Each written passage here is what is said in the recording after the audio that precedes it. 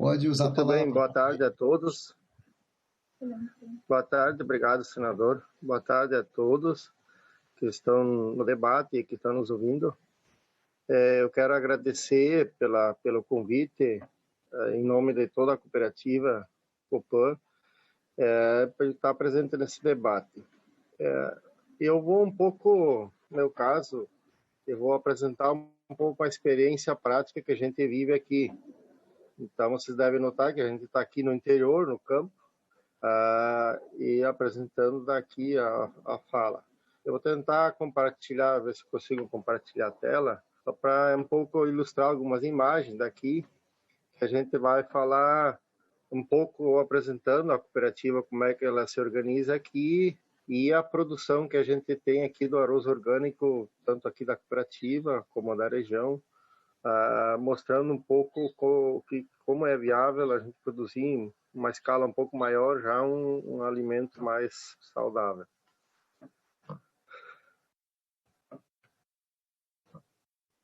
Vamos ver. Então, a cooperativa ela fica localizada em Nova Santa Rita, no Rio Grande do Sul, num assentamento.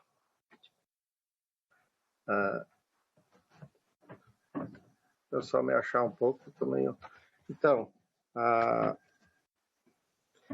aqui dá para ter uma ideia visual um pouco do que representa essa cooperativa, que é uma cooperativa diferente, que toda a produção é coletiva. Então, as famílias são oriundas de um assentamento aqui da Reforma Agrária, perto da região metropolitana de Porto Alegre. Então, inicialmente são 29 famílias que são assentadas e que não tem a divisão do lote. O lote é de 20 hectares e ela é tudo de forma coletiva, essa organização. E aí as famílias com seus filhos e com toda a família, elas são consideradas como sócios. Então hoje nós já estamos com 80 sócios e mais 40 famílias, porque os jovens já foram formando famílias e se agregando à produção. E assim, só para vocês terem um pouco a ideia do que ela trabalha a cooperativa como um todo. Ela trabalha na questão do arroz, a cadeia do arroz, tanto na produção da lavoura, que a lavoura não aparece porque é uma área mais grande, o beneficiamento desse arroz, a produção de suínos, um abatedouro, vai ter um abatedor novo, uma agroindústria, já quase pronto. Aí as atividades mais quase de subsistência, que são as vacas de leite, a padaria para subsistência e o centro social, onde que também fica a área social da cooperativa para lazer e, enfim, para suprir essa parte. Então, aqui, como eu já falei, as linhas de produção que a gente produz aqui, e eu vou falar um pouco do arroz, que é um produto que a gente mais produz aqui e de forma orgânica. Então, o arroz hoje, por exemplo, ele alimenta metade da população mundial, né? Ele é cultivado em todo o mundo,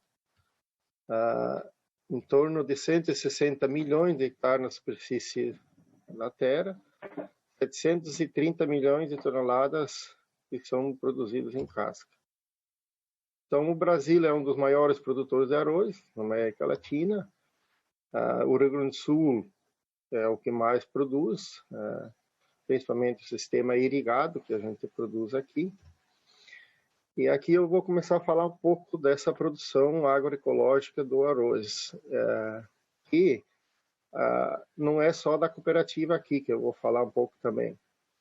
Então, nós temos na região uma articulação com outros assentamentos, né, para se organizar essa produção. Então, isso envolve em torno de 389 famílias, divididos em 58 grupos de produção, 11 municípios, 12 assentamentos, e é produzido em torno de 12,5 milhões de quilos de arroz agroecológico em casca. Então, aqui na cooperativa, eu vou apresentar um pouco mais do que é produzido aqui. Então, desse total, a cooperativa aqui produz em torno de 1 milhão de quilos de arroz entre agulhinha e cateto. O que é importante aqui, que foi toda a discussão, que avançou um pouco também, depois vou falar de outros itens também que eu acho que ajuda a avançar na produção, que não é só o manejo da agricultura, é a questão da cadeia, que isso é muito importante, que a gente conseguiu avançar aqui na região e a própria cooperativa em função de nós ter o domínio de toda a cadeia, desde a colheita, a secagem, a armazenagem, beneficiamento, estoque e venda. E daí isso também ajuda a agregar mais valor, e quando a gente fala em agroecologia sempre tem aquela briga, bom, na economia isso vai resolver o problema da família também? Como é que vai se sustentar? Então, essa parte do beneficiamento e estocagem do próprio produto, isso exerce um papel muito importante nessa questão da cadeia do arroz orgânico. Então, aqui para vocês verem um pouco só umas fotos da produção na lavoura, porque assim, a gente também enfrentou bastante questões de crítica ou questionamentos na questão da agroecologia sobre o uso de máquinas. Só que nós é uma contradição por um lado, mas por outro lado não tem como fugir do uso dessa tecnologia em função da realidade, inclusive, né, do trabalho penoso que é no campo. Então, se tu não usar um pouco essa questão da tecnologia com as máquinas, a produção também fica patinando e não avança, né? Então, aqui um pouco para mostrar a indústria que nós conseguimos implantar, que fomos construindo aos poucos, recebimento, secagem, beneficiamento, que aqui envolve também bastante a mão de obra dos jovens, que eu acho que isso é um outro fator que a gente também quer comentar um pouco nessa questão da agroecologia, da produção, que não fica só a questão do produto em si, tem todo o envolvimento social da família, né? Que nesse caso, esse tipo de organização, e como tem a linha completa, proporciona, que aí agrega mais mão de obra familiar, os jovens, mulheres que estão ali no setor de embalagem. Então, isso é outro fator muito importante, só para mostrar um pouco os produtos que a gente tem. Outro fator que o destino dos subprodutos na questão do beneficiamento, por exemplo, a casca. Então, a gente usa ela para compostagem, para as camas, no nosso caso, de suínos, mas alguns casos de aviário, substratos para floricultura, mistura da ração animal, e a secagem, ela serve como energia para a secagem do arroz e caldeiras.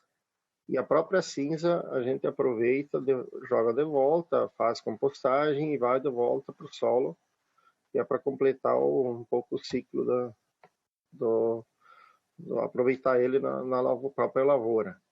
Aqui um pouco a questão dos farelo, casca, farelo, arroz e outros, arroz vermelho que vem junto, a gente também tem os destinos a maioria aqui na propriedade. O farelo e o arroz quebrado servem de ração na produção de suínos. Então, grande parte do alimento dos suínos produzidos aqui são alimentados com os resíduos vamos dizer, subprodutos, né, do arroz. Então, como é que o MST se tornou um dos maiores produtores na América Latina, reconhecido inclusive pelo IRGA, que é o Instituto Rio Grandense do Arroz, aqui no Rio Grande do Sul. Então, a gente começou essa discussão em 1998, 99, por aí. Como tem na região metropolitana, tem vários assentamentos, e que várias pessoas que estavam dispostas a fazer uma produção orgânica. Aí essas famílias com os representantes se articularam com a motivação do MST para organizar essa alternativa de produção. Então, a motivação para isso, né, é para ser uma alternativa ao agronegócio, né? E também em função do envenenamento, nós tivemos um caso, inclusive, de um trabalhador nosso sócio que se envenenou na época, foi parar no hospital. E aí isso também foi um dos fatores que ajudou a motivação para nós cair fora desse tipo de produção, né? Então, as dificuldades iniciais, né, que tivemos na época, né, as incertezas dos conceitos da produção, a inexperiência também nessa área era nova, inclusive o sistema de irrigado era um pouco novo também para as famílias que eram oriundas de outra região. A gente era da região do soja, do milho, do feijão, vamos assim dizer. Então foi um desafio também a gente conseguir, e os recursos limitados na época, né? Então se tirou algumas estratégias na época para a gente conseguir avançar. Eu acho que esse é um fator que ajudou muito. Se não fosse essa organização articulada entre os assentamentos, entre as cooperativas que tinham aqui na região, nós não ia conseguir forças para avançar na produção. Até pelas várias dificuldades que a gente tinha na época, em todos os sentidos. Então, algumas estratégias aqui, só para vocês terem uma noção. Então, a formação e a capacitação dos agricultores e dos técnicos, né? Porque pela falta de experiência, não tinha muito conhecimento, né, técnico disponível.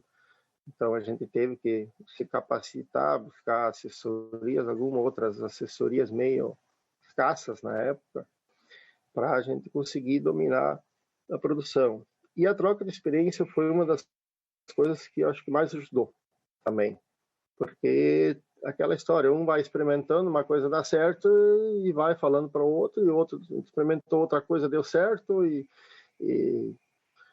assim, para quem, talvez a gente fala de uma forma mais simples, porque é a prática que a gente vive, e quem vive isso na prática sente o que é a dificuldade de produzir uma coisa que tu não tem muita orientação, não tem muita pesquisa nessa área. Então, essa troca de experiência ajuda muito aos produtores a avançar nessa produção orgânica, né?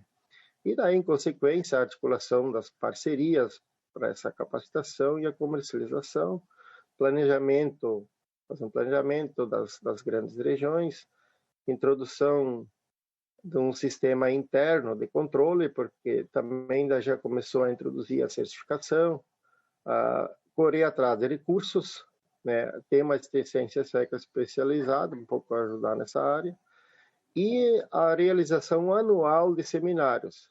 Então, todo ano a gente faz a avaliação da safra e tira o que foi de bom e foi do ruim, e num seminário com todos os agricultores, e já projeta o planejamento do próximo ano. Mas ali acontece muito essa troca de experiência que eu falei.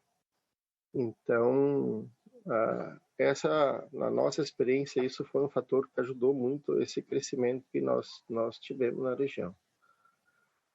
Então, aqui a composição que se chama de GGA, que é o Grupo Gestor do Arroz Orgânico, né? Então, são representantes de produtores dos assentamentos, representantes das bases de algumas cooperativas, porque tem uma cooperativas que são um pouco diferentes das outras. A nossa é uma cooperativa de produção agropecuária, produção coletiva, e tem a COTAP, que é uma cooperativa considerada regional, que aglutina os produtores que são chamados de individuais, que têm o seu lote, e que não, por um motivo ou outro, não quiseram participar ou fazer uma experiência que nem a nossa, que é uma experiência um pouco mais desafiadora de trabalhar tudo de forma coletiva, dividir as tarefas, dividir as sobras, e dividir os desafios também, né, e o trabalho do dia a dia.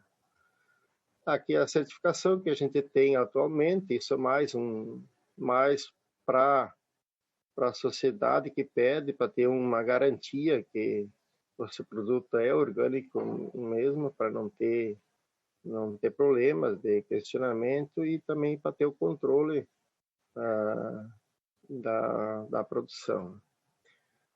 Nós criamos, inclusive, uma marca comum, para não cada um criar a sua, e isso aí meio não ter muita força para comercializar. As unidades que nós temos de armazenagem estão localizadas em 3 municípios. Temos uma capacidade atual de estocagem e beneficiamento de 15.500 toneladas. A comercialização, então, que é outro desafio bem grande. Uma parte a gente faz em venda direta, a parte das feiras ecológicas, e aí então o mercado institucional, a gente queria abrir um parênteses aí, que foi um dos fatores que ajudou muito a alavancar e que agora está um pouco patinando. E aí o papel da Conab também foi muito fundamental na época, que agora também está meio desativada, mas na época que ajudou muito a alavancar, porque a gente não tinha estrutura montada de comercialização, de logística, e ainda não tem muito isso, mas a Conab ajudou a canalizar essa produção, a alimentação escolar através do PNA e o PA ajudou bastante, então também foram fatores que contribuíram para nós alavancar o nosso crescimento, no sentido assim de se manter economicamente também e conseguir fechar a linha de produção, né? As agroindústrias é um investimento alto, né? Então nós não conseguimos muitos recursos de públicos, nós tivemos que ir para os recursos privados e conseguir dar a volta, né?